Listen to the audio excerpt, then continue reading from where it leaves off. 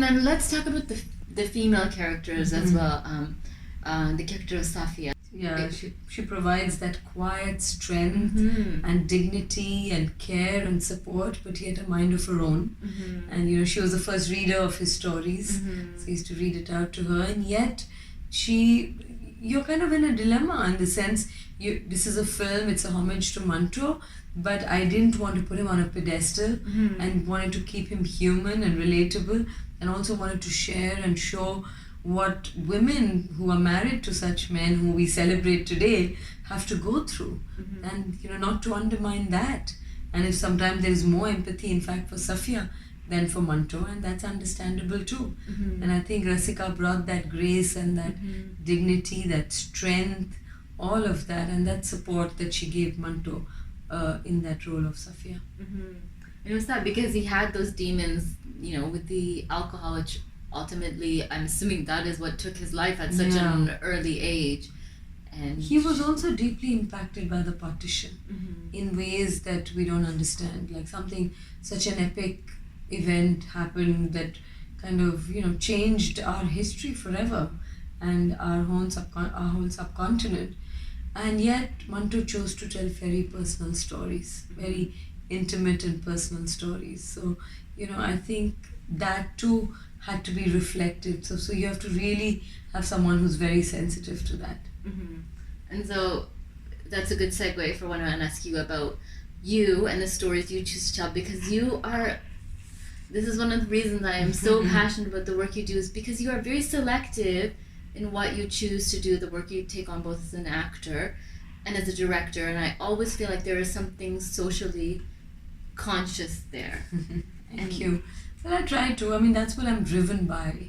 I think I'm primarily, all my work is about sharing my concerns, my passion, my dilemmas, because you only know how you relate to the world, and you find different ways to reach out, because I know I'm not so unique. Things I care for, people care for them as well, and I'm fortunate to have different means, whether it's writing, whether it's speaking to you, whether it's acting, whether it's directing.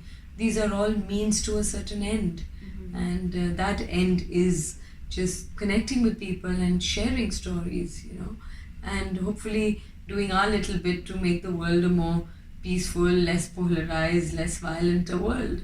And that's why this story, that's why Firak, that's why Fire, all of these films in a way deal with identity, discrimination, talk about marginalized people.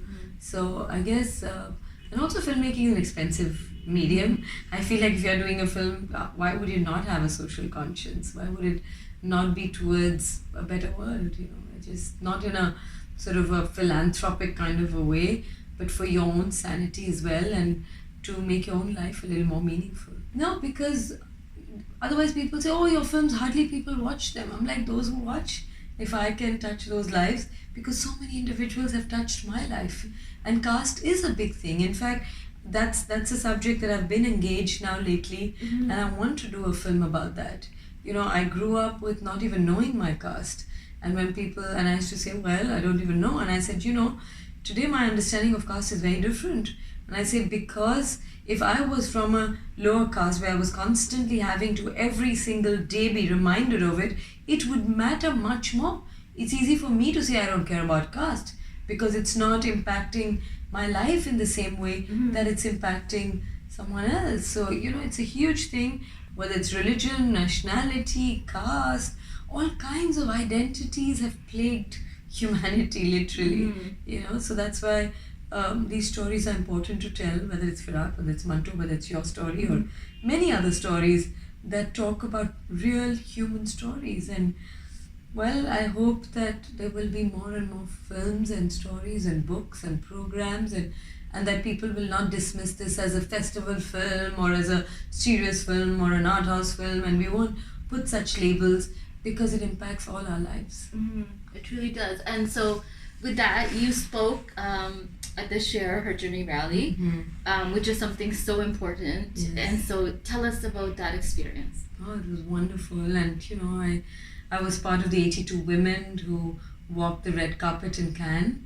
and it was a very moving experience there as well. Women were hugging and sobbing and with strangers, because we were sort of united with that collective intent of making a difference in the way women are seen in this profession. And it's still a long way to go, and it's wonderful that at TIFF, Share Her Journey is an initiative that started even before Harvey Weinstein's story broke out, because it's not only him, and we can't make it the beginning and the end of all evils, because it had existed much before, and sadly it's going to continue still for a long time unless we don't hasten the process.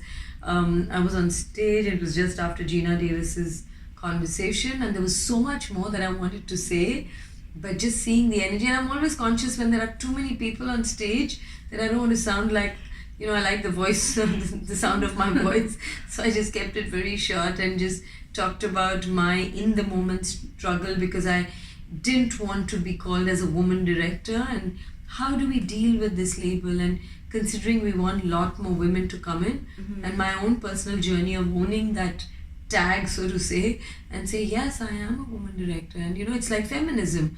In India, to be a feminist is seen as a bad thing. It's almost like an abuse. Oh, you're being a feminist. But till such times that we have more equality, I think everyone should be feminist. It's a social justice issue. It's not about women per se. So I was just happy that I was part of that Share Her Journey movement.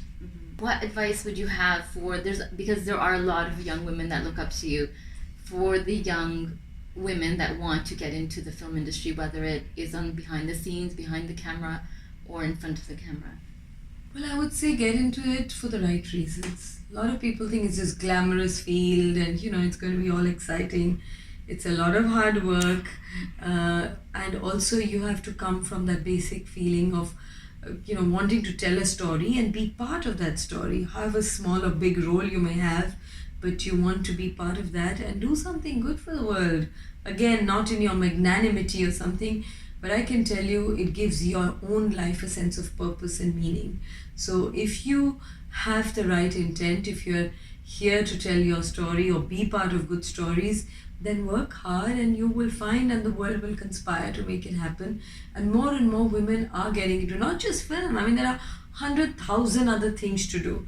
So, I'm sorry, I should be only saying cut into the film world, but also that. But whatever you do, do it with honesty and passion.